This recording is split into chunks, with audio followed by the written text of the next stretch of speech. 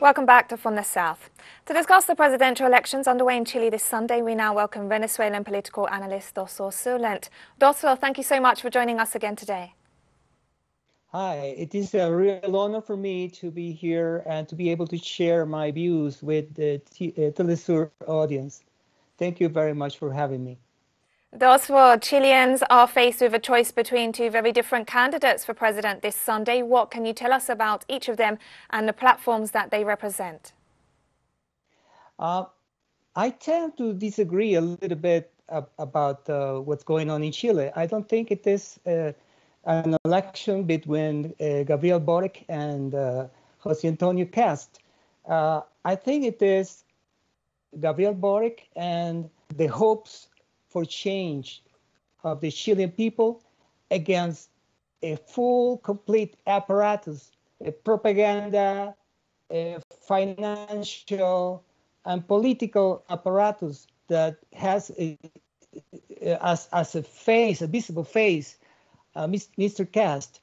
But in reality, we have a lot of obstacles to overcome in this election, if we call it that way, because we have Facebook, or Meta is their new name, playing a very key role through an agreement they have with OAS for supposedly promoting democracy. We have the State Department also playing an important role. We have the mass media corporations also playing an important role supporting Cast. And we have a very powerful apparatus supporting fascism in Chile. And in this time, at this time, we have Cast as the visual face of fascists in Chile. But it's really a very powerful apparatus. And notwithstanding that they are also putting a lot of obstacles on people, we are receiving news about public transportation being hampered. I don't know if you have been in Chile, but it's even though it's narrow, but from north to south, it's very long, and distances are really important. So it's difficult for people just to walk to the polls, and the lack of transportation is a very important obstacle. So they are trying to take every trick from the hat, and afraid because the wealthy, the rich people in Chile have become wealthy out of contracts with government. So government is pretty much not a tool to benefit people, but a tool to provide wealth for a very few people, for the elite of Chile. So they see election as something that they are afraid of. And so we are witnessing a very important election today, a very important and crucial step in this process of Chile finally trying to open up and freeing itself from oppression and from the dictatorship of Pinochet without Pinochet. So this is a crucial day today. Dozthor, as you say, very important, crucial day for Chile. Chile is in the process of redrafting its constitution, which is one of the outcomes of the mass mobilizations of 2019. How might this process be affected by the result of this Sunday's vote? As I mentioned before, not only we have to put into the equation that the wealthy people depend on government for their wealth, mostly. For example, the retirement funds is managed by a few people in Chile, and this is money. This is workers' money. This is something that should be put towards benefiting the workers, but it's not. And so on and so forth. We have a lot of, we could go for a long time explaining how the wealthy take advantage of controlling government.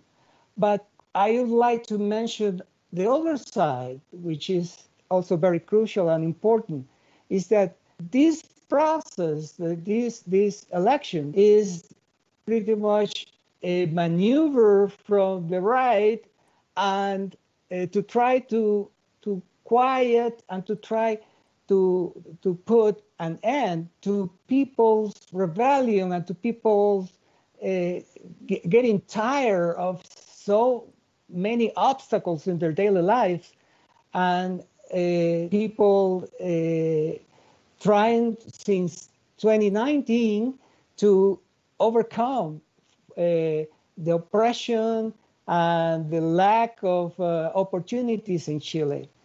And this is a way, this election, to open up a little bit. Gabriel Boric may not be the best candidate, in my personal opinion, but it could lead through the new constitution and through people's pressure to open up a new path for Chile, a new way for finally overcome the dictatorship of Pinochet's dictatorship. Those were very important points you're making there. And we're seeing the return or the possible return to power of progressive forces in several Latin American countries. Beyond Chile, how could today's result impact on the wider region? Well, we have, this is pretty much the 21st century is Latin America 21st century. I think that sooner or later, Latin America is going to set an example for the rest of the world. We are going to be able to defeat imperialism. I probably I'm going to show a lack of modesty when I say that Venezuela and Latin American countries, and with the example of Cuba as our first example of liberation, are going to lead Latin American countries on the path of liberation and on the path of defeating imperialism. And in that sense, we have Chile, we have important elections also coming up in Colombia, and we have some important social movements carrying on with their struggle in spite of all the killings, because we have, as I mentioned before, a very powerful apparatus. So this apparatus supports Colombia, even though this narco system where social leaders and people in general are killed every day. Former guerrilla members are killed pretty much almost every day. And they support the Chilean government, supported the coup d'etat against Evo Morales, and they oppose the current government in Bolivia.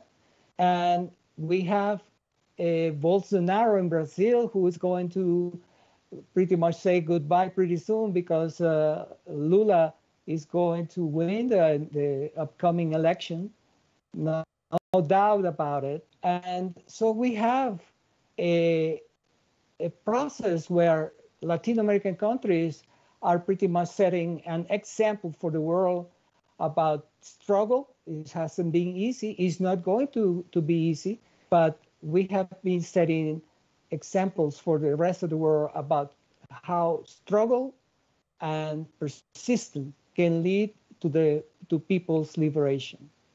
Dozthor Zurlent, a political analyst who's speaking to us from Venezuela. Thank you so much for taking the time to offer your valuable insight into these crucial elections, not just for Chile, but as you say, for the wider region. Thank you. Thank you very much. Thanks for having me.